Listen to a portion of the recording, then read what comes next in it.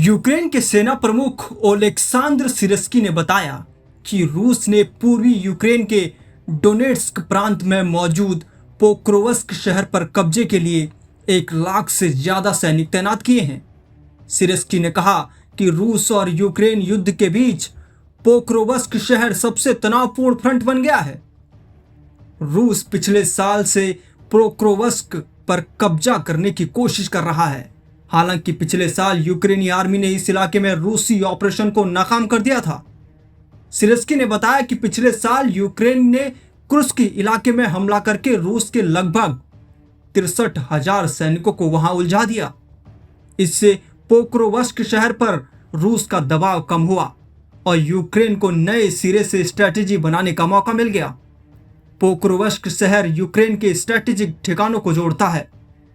Pokrovsk शहर में सड़क और रेलवे सप्लाई लाइन मौजूद है।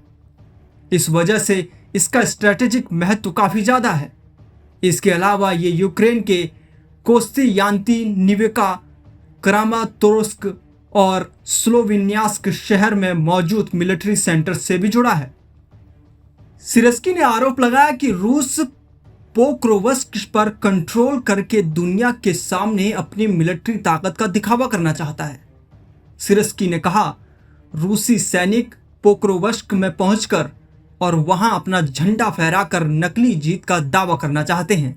रूसी हमले से पहले यहां 60,000 लोग रहते थे, लेकिन 2022 में रूसी हमले के बाद से ज्यादातर लोग शहर छोड़कर जा चुके हैं। इस शहर में यूक्रेन की आखिरी कोकिंग कोल खदान थी, जो इस साल की शुरुआत में बंद हो गई।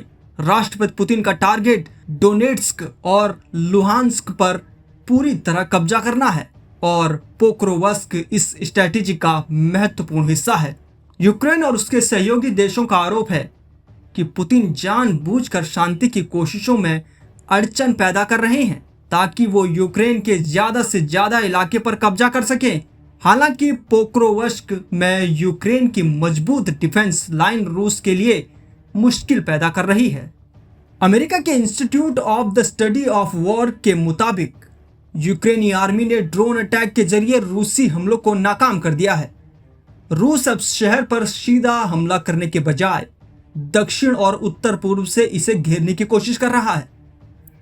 रूसी सैनिक छोटे छोटे दस्तों में मोटरसाइकिलों, ऑल टेरेन गाड़ियों और बग्गियों से हमला कर रहे हैं।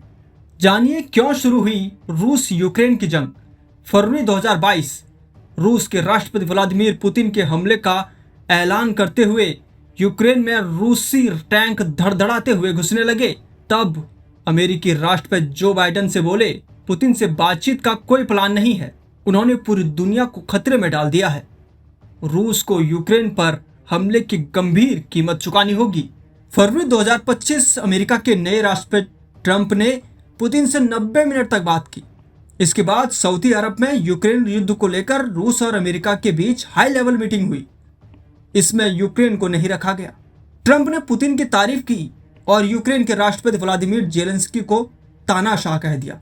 मई 2025 रूस और यूक्रेन के बीच चल रहे युद्ध को समाप्त करने के लिए शांति बातचीत 2025 में तेज हुई, खासकर अमेरिकी राष्ट्रपति डोनाल्ड ट्रंप की पहल के बाद। हाल ही के दिनों में कैदी अदला बदली भी हुई, लेकिन क्षेत्रीय नियंत्रण और सुरक्षा गारंटी पर मतभेद अभी भी बने हुए हैं।